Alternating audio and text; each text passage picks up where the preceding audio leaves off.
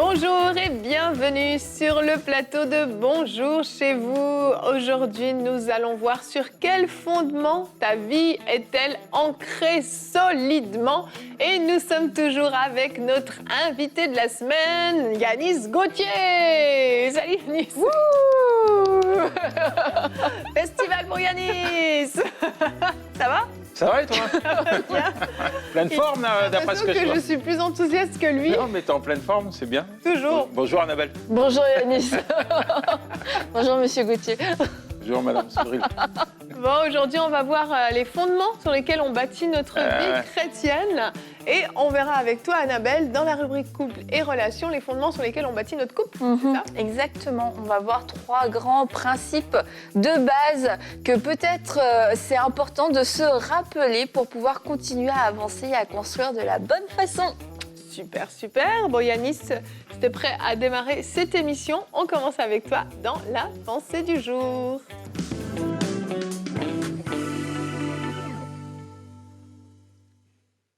L'appui le plus solide.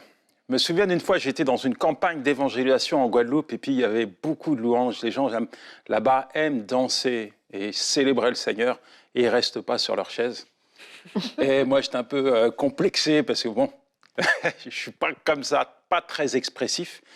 Et puis, jusqu'à ce que je voie une mamie, je pense qu'elle avait à peu près 80 ou 90 ans, qui se lève et elle avait une canne. Et elle s'est mise debout et a commencé à danser dans la présence de Dieu. Et puis, elle a levé sa canne comme ça. Elle a levé sa canne. Waouh! Je me suis dit, cette femme, elle s'appuie sur Dieu pour danser. Elle s'appuie sur Dieu pour célébrer son Dieu. Elle s'appuie sur Dieu pour le glorifier et l'exalter.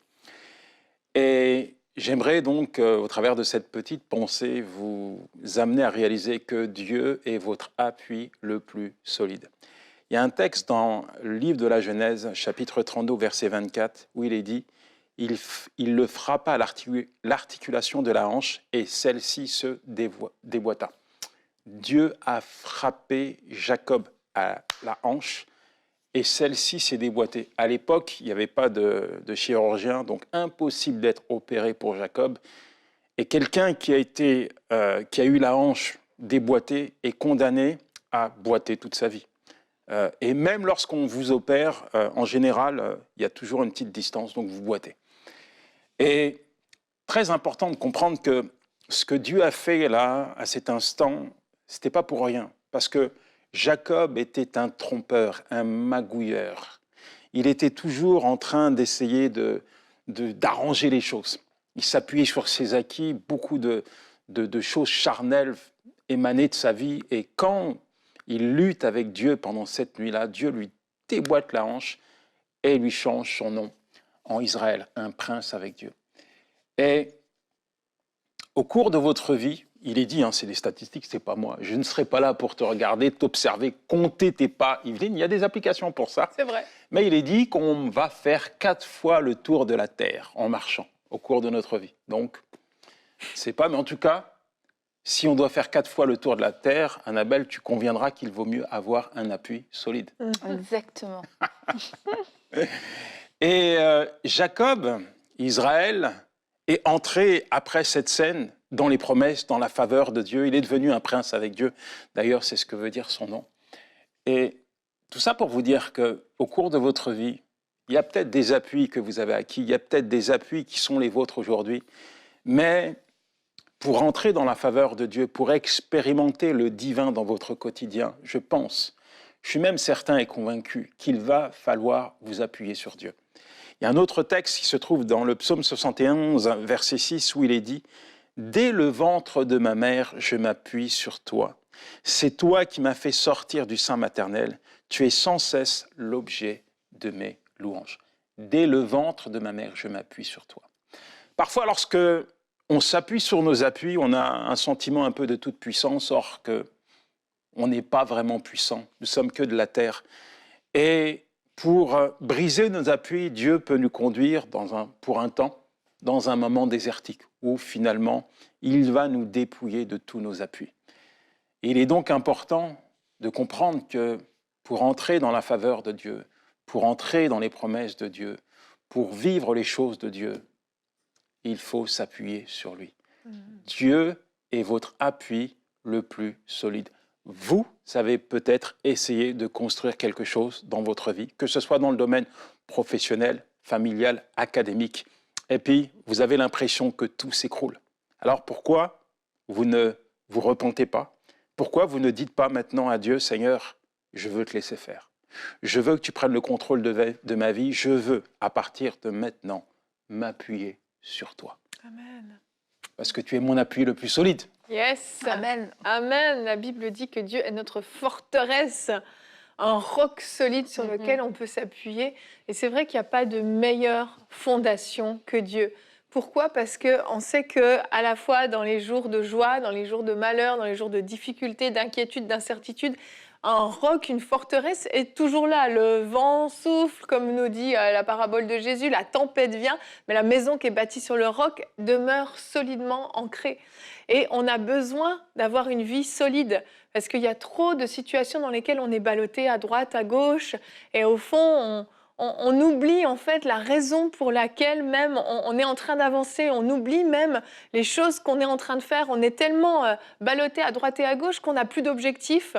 Et puis on se laisse aller selon les circonstances, des fois au désespoir, des fois à la joie. Et puis finalement, on devient complètement instable. Mais Dieu nous demande de bâtir notre maison sur le roc, d'être solidement attaché à lui, parce que lui, il est inébranlable, il ne change pas.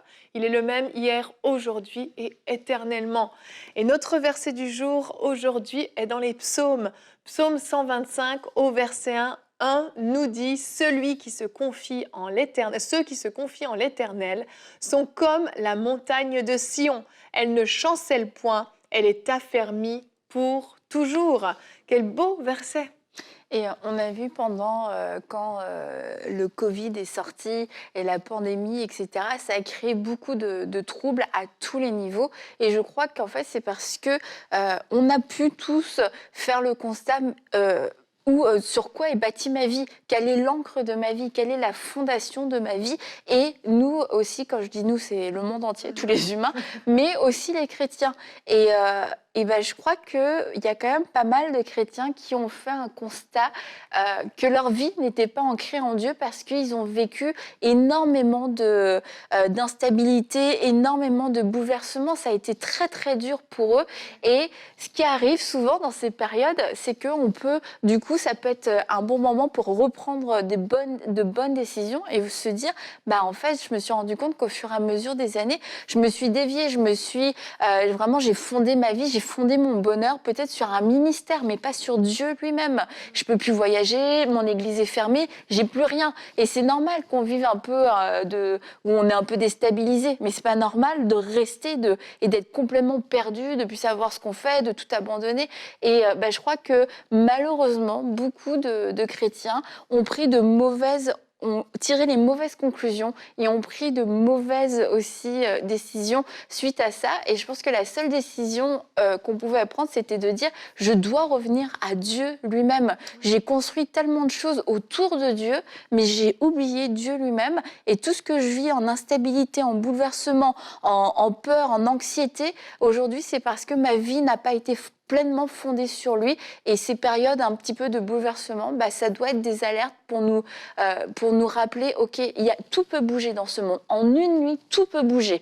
Mais il y en a un seul qui ne bougera pas, et c'est Dieu, et c'est vers lui que je dois aller et que je dois réapprendre à bâtir ma vie. Ouais, c'est tellement rassurant. Pardon.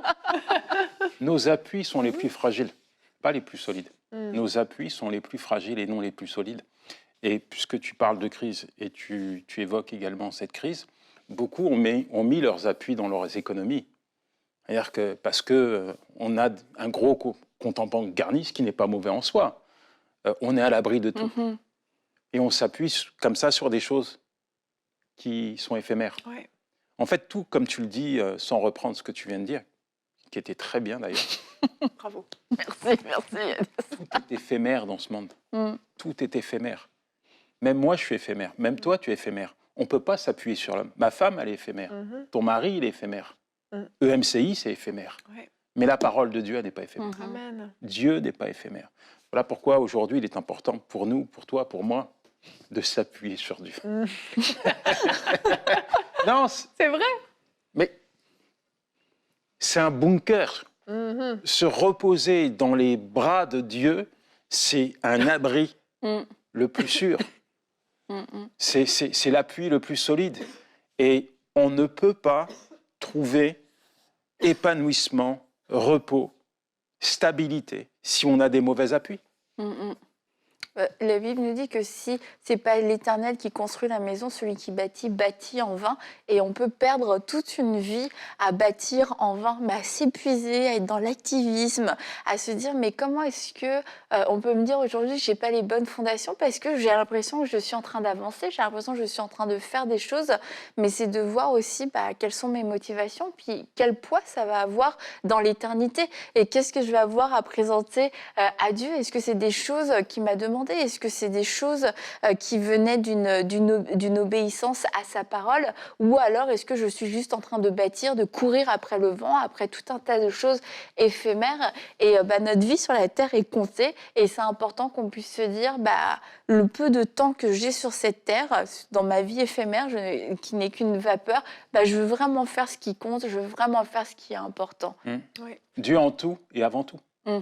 Ah, c'est beau ça, Yanis. Dieu en tout et avant tout. Mais c'est vrai. Et le reste suit. C'est sage de mettre un peu d'argent pour sa retraite. C'est sage d'acheter une maison. C'est sage de préparer un petit peu tout ça. Mais le plus sage, c'est de prendre Dieu comme appui. C'est ça, c'est qu'en fait, c'est extrêmement rassurant d'avoir Dieu comme appui, d'avoir Dieu comme bunker, comme forteresse, on peut l'appeler comme on veut. Mais c'est hyper rassurant parce que, comme tu dis, le fait que lui ne bouge pas, ne change pas, bien, il peut se passer tout un tas de choses autour de nous, nos circonstances peuvent évoluer, et certains d'entre vous, peut-être, votre couple est en train de partir complètement à la dérive, ou vos enfants qui étaient tellement sages, tellement dociles, sont en train de vous glisser entre les doigts, et ça fait peur, ça fait réellement peur. Et si c'est à ce moment-là qu'on cherche à s'accrocher à quelque chose, qu'on n'a rien, on trouve rien. Mais quand on a Dieu comme forteresse, dans ces moments-là, le réflexe, on se tourne vers cette forteresse, on s'accroche à Dieu, et on s'attend à ce que Dieu intervienne. Et c'est pour ça que je dis que c'est rassurant, parce que par nous-mêmes, on est parfois extrêmement limités dans ce qui nous arrive. On est surpris, des fois on se prend littéralement des baffes en pleine figure, parce qu'on ne s'attendait pas. Notre employeur qui nous convoque et qui nous dit restructuration, t'es licencié, c'est fini, prends tes affaires, rentre chez toi. C'est des claques qu'on se prend en pleine figure. Et si on n'a rien sur quoi s'appuyer, c'est extrêmement déstabilisant. On a besoin de pouvoir compter sur Dieu. Le but de cette émission, c'est de vous encourager à, en tout temps, vous reposer sur Dieu. Pas juste quand le malheur frappe, aller chercher quelque chose, mais en tout temps, que vous soyez cette personne ancrée solidement sur Dieu, ancrée solidement sur sa parole, avec la certitude que quoi qu'il arrive, il est là. C'est comme un enfant. C'est tellement rassurant pour un enfant de savoir que s'il tombe, il se blesse, je ne sais pas, au genou, il pleure, il y a maman ou papa qui va arriver, qui va mettre un pansement, qui va soigner, qui va faire un câlin. C'est hyper rassurant parce que l'enfant a l'assurance que ses parents sont là en tout temps. Et il s'appuie sur ses parents, il fait confiance en ses parents.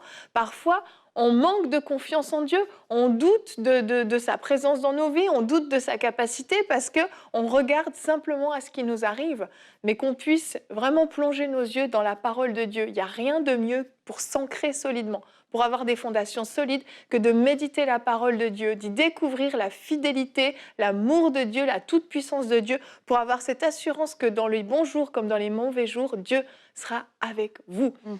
Et Annabelle, on va enchaîner avec toi. On va voir les fondements d'un couple solide, parce que ça aussi, ça se bâtit avec de bonnes fondations. Donc on enchaîne avec la rubrique, avec notre spécialiste des couples. Spécialiste des couples. Annabelle, dans la rubrique couple et relations. Alors oui, nous allons revoir ensemble 3 fondements de base pour construire un couple solide. Et les fondements dans le couple, c'est comme dans tous les autres domaines de notre vie, les fondements n'empêchent pas les tempêtes, mais les fondements nous permettent de tenir à travers la tempête.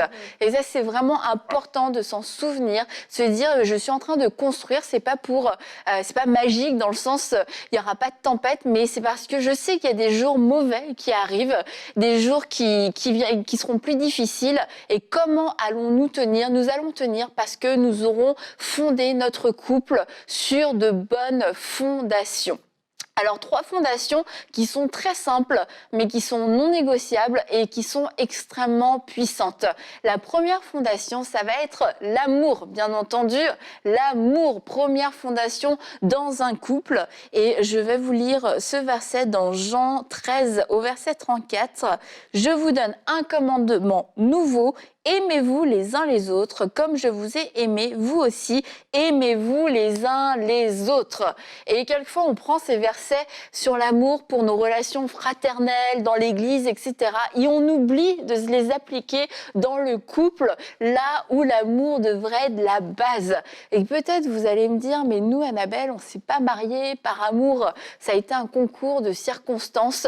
Si on est capable de pouvoir aimer fraternellement, d'accord, fraternellement, de pouvoir aimer fraternellement les gens qui nous entourent, aimer son prochain, bien on va être capable déjà de pouvoir aimer à ce premier niveau la personne qui est à nos côtés, notre mari ou notre femme. Déjà ce premier amour qui n'est pas l'amour amoureux qu'on devrait trouver dans un couple, mais déjà ce premier amour va pouvoir permettre d'avancer, de construire avec des meilleures dispositions. Maintenant, je crois que Dieu est bon, que Dieu est grand, que Dieu transforme le mal en bien.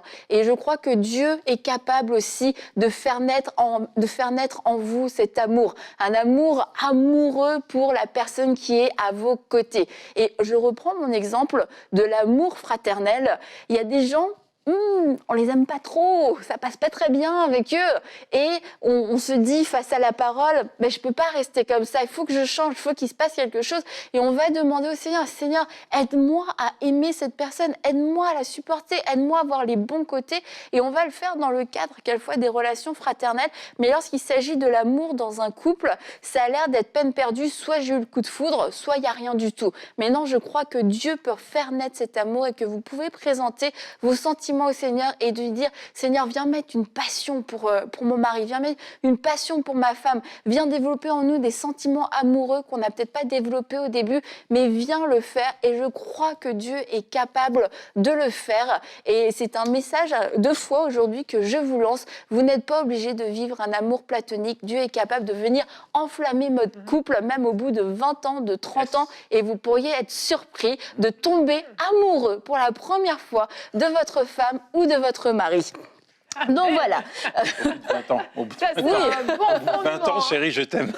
Bah oui, écoute, mieux vaut tard que jamais. Hein. Quelquefois, les dernières années, c'est les plus dures aussi. Ça peut être aussi les plus belles. Yanis, tu m'amènes dans des... Un message d'encouragement d'Annabelle. La Bible nous dit aussi dans Colossiens, Marie, aimez vos femmes et ne vous aigrissez pas contre elles. Et l'amour qu'un homme va avoir pour sa femme, mais aussi qu'une femme va avoir pour son mari, va être une protection pour ne pas aller trop loin, pour ne pas rester dans l'offense, ne pas rester dans l'amertume, pour ne pas dépasser un certain stade dans la colère, dans la manière dont on va échanger. L'amour va vraiment poser des limites de protection pour ne pas blesser l'autre à un tel point qu'on ne sait plus comment revenir après, on ne sait plus comment s'en remettre. Et l'amour va être cette bonne barrière, cette bonne protection qui va nous amener quelquefois à marcher dans la maîtrise, à dire non, je ne peux pas me permettre de faire ça parce que je l'aime, parce qu'il m'aime. On ne peut pas aller au-delà de ça. C'est sûr qu'on est comme en train de violer cette limite de l'amour. Donc l'amour va être une protection. Deuxième chose, le respect. Alors, encore une fois, je reprends mon exemple des relations fraternelles.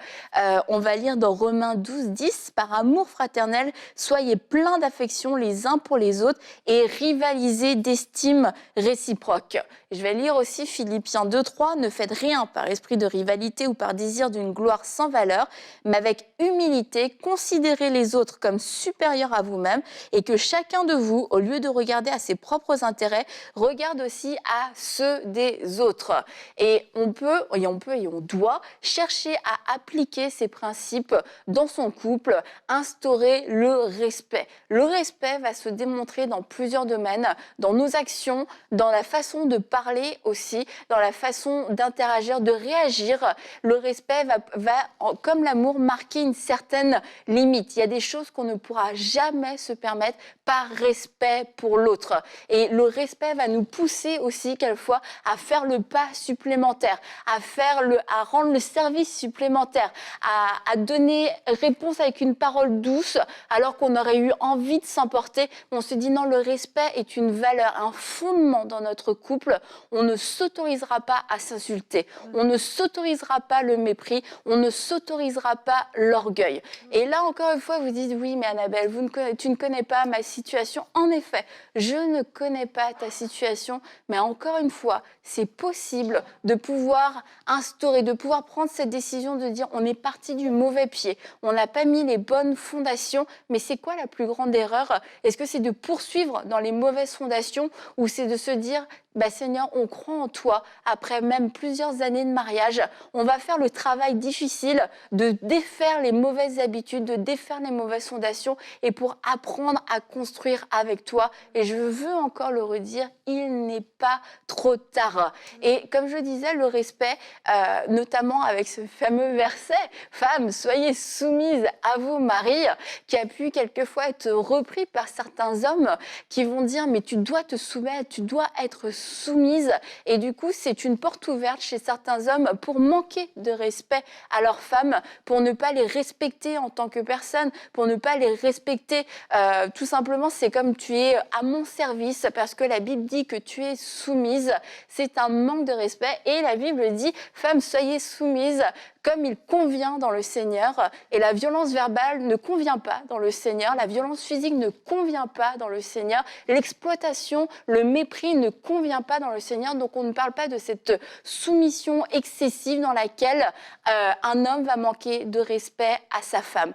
Et à l'inverse aussi, enfin à l'inverse dans l'autre sens, un homme qui ne se sent pas respecté, un homme qui se sent attaqué dans sa masculinité, attaqué dans son identité d'homme, de mari, d'époux, peut devenir, ça va faire ressortir le pire de lui-même. Alors mesdames, je vous encourage à vous aussi faire cet effort de respect envers votre mari, lui donner le respect, agir avec respect et ne pas attendre qu'il mérite, qu'il gagne le respect, mais de vous dire le respect fait partie de notre mariage. Je n'attendrai pas que tu fasses ta part pour faire la mienne, je vais marcher dans le respect. Je décide de manifester le respect à travers mon attitude, à travers mes paroles. Et tout ça, ça peut paraître, Annabelle, encore une fois, tu vis au pays des bisounours. Mais sincèrement, non, je ne vis pas au pays des bisounours.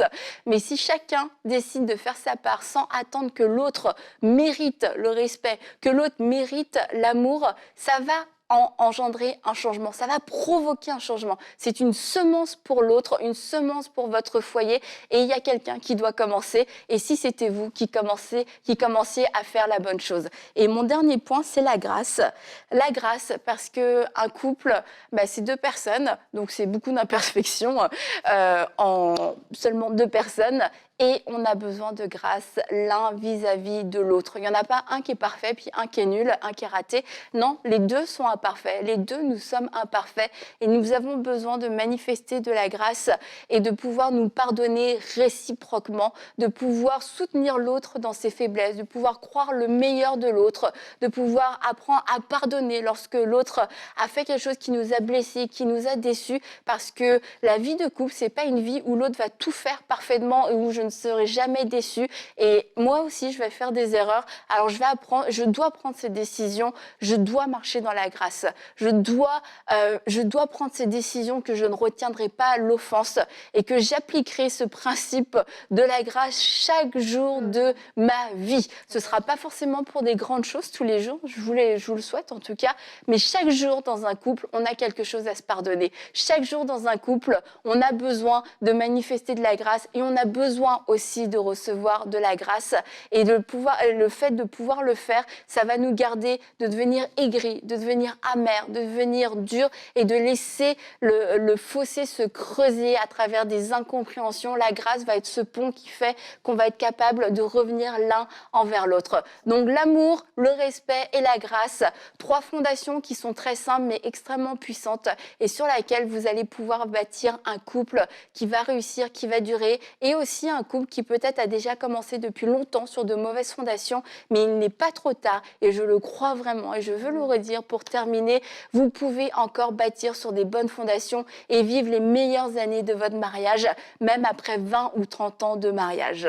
Merci Annabelle. Et s'il y a des célibataires qui nous écoutent, j'espère que vous avez pris des notes. C'est extrêmement important. L'idéal, c'est de partir bien dès le début. Après, si on ne l'a pas fait, effectivement, c'est génial parce qu'on peut toujours rectifier. Dieu est bon et la grâce de Dieu est là. Et il y a des couples qui sont restaurés de façon absolument surnaturelle et c'est magnifique de voir ce que Dieu fait.